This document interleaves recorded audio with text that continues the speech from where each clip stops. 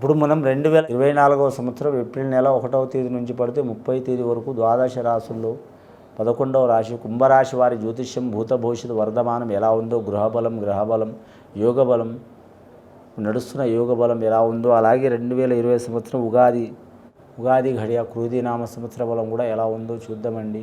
మన జానకిరామ్ని చూడు. జానకిరామ్ కుంభరాశి వారి జాతకం ఎట్లా ఉంది? చదువు, విద్య, ఉద్యోగం, వ్యాపారం, తలించిన కార్యం, చేసే పనిది, నమ్మిన కార్యంది, అనుకున్న పనిది, విద్యది, ఉద్యోగంది, వ్యాపారంది, ధనంది, మానసిక పరమైంది, శారీరక పరమైంది, కుటుంబపరమైంది, అన్నదమ్ముల యోగబలంది, సంసార యోగబలంది, గృహబలంది, వాస్తుబలంది, వ్యవసాయ విషయంది ఎలా ఉంది, అలాగే వ్యాపార విషయబలం ఎలా ఉంది, విదేశాన యోగబలంది ఎలా ఉంది, కళాకారులకు ఎట్లా ఉంది, విద్యార్థులకు ఎలా ఉంది, అలాగే సంసారంలో ఎలా ఉంది, సంతానంలో ఎలా ఉంది, నమ్మిన కార్యం అవుతుందా కాదా, చేసే పనుల ఎట్లా ఉంటుంది, నమ్మిన పనుల ఎట్లా ఉంటుంది, అలాగే వృత్తి వ్యాపార విషయంలో ఎలా ఉంటుంది, వాహన విషయంలో ఎలా ఉంటుంది.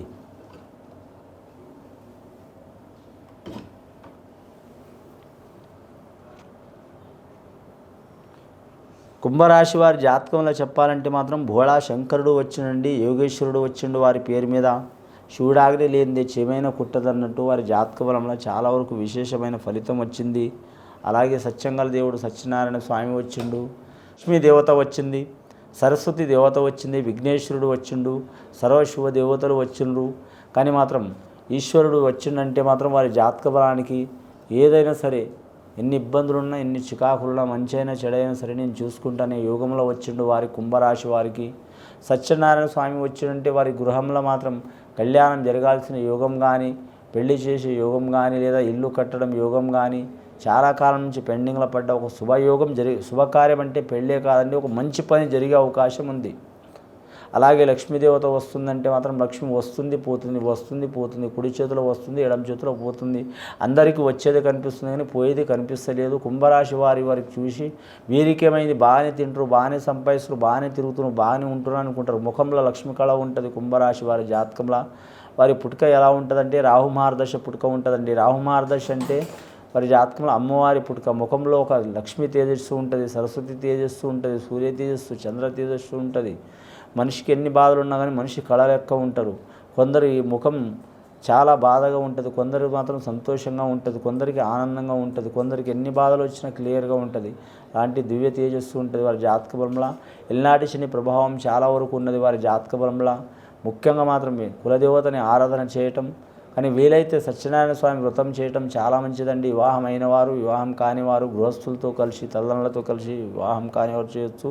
పెళ్ళైన వారు భార్యాభర్తలతో చేయొచ్చు. వీలైతే మాత్రం సొంతంగా చేయొచ్చండి శక్తి సాలకపోతే సామూహిక సత్యనారాయణ స్వామి వ్రతం చేయడం చాలా వరకు మంచిదండి.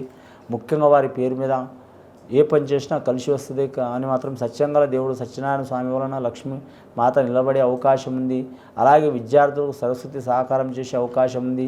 ప్రతి పనికి అడ్డం ఏదైనా ఆటంకాలు వస్తే ఆటంకాలు తప్పించే దేవుడు విఘ్నేశ్వరుడు కాబట్టి ఆ విఘ్నేశ్వరుడు దయ వలన కూడా చాలా వరకు మంచి పనులు జరిగే అవకాశాలు ఉన్నాయి. వారి జాతకంలో చూడాలంటే మాత్రం సన్మిత్రులు ప్రాప్తిరస్తు అయ్యే అవకాశం ఉంది. నూతన కార్యాలు కూడా మాత్రం పొందే అవకాశం ఉంది. అలాగే అన్నదమ్ములతో విరోధాలు, చికాకులు ఉన్నవారు కూడా తొలగిపోయే అవకాశం ఉన్నది. కానీ ముఖ్యంగా వారి జాతకంలో చూడాలంటే మాత్రం దిశ మంచిగా ఉంటుంది. ఎల్నాటి శని ప్రభావం ఉన్నవి గురుబలం, రాహుబలం, కేతుబలం మంచిగా ఉంది కాబట్టి ఎన్ని ప్రాబ్లమ్స్ వచ్చినా తట్టుకు నిలబడే యోగం ఉంటుందండి. శతతార నక్షత్రం, శతభిష నక్షత్రం వారికి చాలా మంచిది.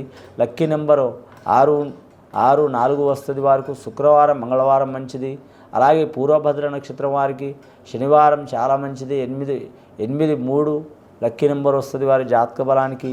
కానీ శతభిష నక్షత్రం వారు మాత్రం గోమేదకం ధరించడం చాలా మంచిదండి. అది వారు బంగారంతో కావచ్చు, వెండితో కావచ్చు, పంచలోహంతో కావచ్చు, ఎవరికి వారు ఇష్టమైన దాంట్లో మాత్రం గోమేదకం ధరించాలండి. అలాగే మాత్రం పూర్వభద్ర వారు మాత్రం ఖచ్చితంగా మాత్రం నీలం కలం రాయి ఉంగరంలో ధరించడం మంచిదండి. నీలం కలర్ కూడా 2 రకాలు ఉంటుందండి. ఇంద్రనీలం ఉంటుంది, మామూలు నీలం ఉంటుంది. ఇంద్రనీలం ధరించినా కూడా మంచిదే, మామూలు నీలం ధరించినా కూడా మంచిదే. శనివారం నియమం ఉండాలి. వారి జాతకంలో చూడాలంటే మాత్రం ముఖ్యంగా వారి జాతకంలో మాత్రం ఇంట్లో అరటి చెట్టు నాటి పెట్టడం చాలా వరకు శుభప్రదమండి. అలాగే సత్యనారాయణ స్వామి చెట్టు అనేది కూడా ఉంటుందండి. ఆ చెట్టు కూడా పెంచడం చాలా శుభప్రదం ఉంటుందండి. గృహం మీద ఎన్ని చిక్కులు చికాకులు దారిద్ర్య బాధలు ఉంటాయి, లక్షలు సంపాదించిన రూపాయి బరకత ఉండదు. అందులో ఎప్పుడు కటకట ఉంటుంది ఇంట్లో. కటకట అంటే ఎప్పుడు గొడవలు చిక్కులు చికాకులు ఉంటాయి, బాటన పోయే గొడవలు ఉంటాయి. అలాంటి తగాదులు చిక్కులు చికాకులు దేనికి వస్తాయంటే అండి, మన టైం బాగాలేక అంటాం, కానీ మాత్రం గ్రహబలాల మూలంగా వస్తాయి. అలాంటి చిక్కులు చికాకులు వెళ్ళిపోతాయండి. రెండవది మాత్రం బాలగ్రహ దోషం, పిల్లలకి బాగలేకపోవటం, పిల్లలకి వంటలకు బాగలేకపోవటం, ఒకరికి పోతే ఒకరికి నష్టం రావటం, లేదా హాస్పిటల్ పాలు కావటం, మానసికంగా ఎదగలేకపోవటం, శారీరకంగా ఎదగలేకపోవటం, సరిగా చదవకపోవటం, మన మాట వినకపోవటం, ఎవరు ఇష్టం వచ్చిన రీతిలో వాళ్ళు తిరగటం, అమావాస రకంగా పుణ్యం ఒక రకంగా తిరగటం, టైం టేబుల్ లేకుండా తిరగటం, టైం టేబుల్ లేక తినటం, టైం టేబుల్ లేకుండా నిద్రపోవటం, ఇలాంటి సంఘటనలు కూడా బాలరిష్ట దోషాలు ఉంటాయండి. ఆ బాలరిష్ట దోషాలు పోవడానికి కూడా మాత్రం ఖచ్చితంగా వారి పేరు మీద మాత్రం, వారి జాతకానికి మాత్రం, అమ్మాయిలకైతే మాత్రం బేసంఖ్యతో దారాలు కట్టాలండి. 3 రకాల దారం, ఎరుపు, నలుపు, పసుపు. అదే అబ్బాయిలదైతే మాత్రం 5 రకాల దారం కట్టాలండి. ఎరుపు, నలుపు, పసుపు, ఆకుపచ్చ. అలాగే మాత్రం మరి జాతకానికి చూడాలంటే మాత్రం నీలం రంగు. ఈ 5 రకాలు కట్టడం చాలా వరకు శుభప్రదం ఉంటుంది. కానీ అమ్మాయిలకు లెఫ్ట్ హ్యాండ్కి, అబ్బాయిలకు రైట్ హ్యాండ్కి కట్టడం మంచిది. ముఖ్యంగా వీరి జాతకంలో చూడాలంటే మాత్రం కానీ 30 సంవత్సరాల నుంచి 40 సంవత్సరాలు ఉన్నవారు కలిసి వచ్చే అవకాశం ఉంది. 40 సంవత్సరాల నుంచి 50 సంవత్సరాలు ఉన్నవారికి కుటుంబ చిక్కులు చికాకులు చాలా ఉంటాయి. చాలా వరకు వీరికి రాజయోగం ఉన్న, రాజకీయ రంగంలో ఎన్ని ఉన్నా కానీ ఇబ్బందులు చిక్కులు చికాకులు తప్పవు. కానీ 50 సంవత్సరాల నుంచి 60 సంవత్సరాలు ఉన్నవారికి ఆరోగ్య సమస్యలు తప్పవు. 60 సంవత్సరాల నుంచి 70 సంవత్సరాలు ఉన్నవారికి కానీ మాత్రం మిత్ర సన్మిత్ర ప్రాప్తి వస్తూ ఉంటుంది. అలాగే ప్రాణమిత్ర వైషమ్యాలు ఉంటాయంటే చాలా మిత్రులు ఉన్నవారు కూడా శత్రువులుగా మారే అవకాశం ఉంటుంది వీరి జాతక బలానికి. వీరు జ్యోతిష్య బలంలో వ్యవసాయం చేయాలనుకునే వారికి 2 పంటలు లభించవండి, ఒకటే పంట ఉంటుంది. అలాగే గవర్నమెంట్ సొమ్ము కానీ, లోను కానీ, ఇల్లు కానీ, భూమి కానీ, గవర్నమెంట్ పరంగా ఫలాలు తినాలనుకునే వారు కూడా అనుకూలమయ్యే అవకాశం ఉంటుంది.